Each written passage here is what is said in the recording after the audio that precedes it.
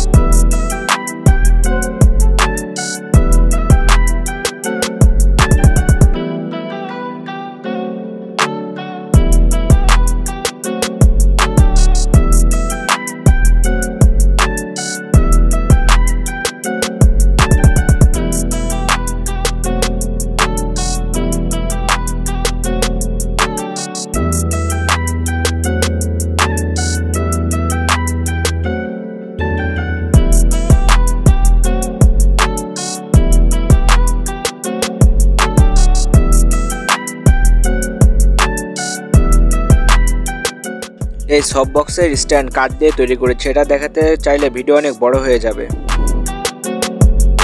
Soft box দিয়ে video তৈরি করলে ভিডিওর কোয়ালিটি অনেক ভালো আসে এবং দেখতেও ভালো লাগে। ভিডিও ভালো লাগলে ভিডিওতে অবশ্যই একটি লাইক করবেন এবং আমার চ্যানেলে নতুন হলে চ্যানেলটি সাবস্ক্রাইব করবেন।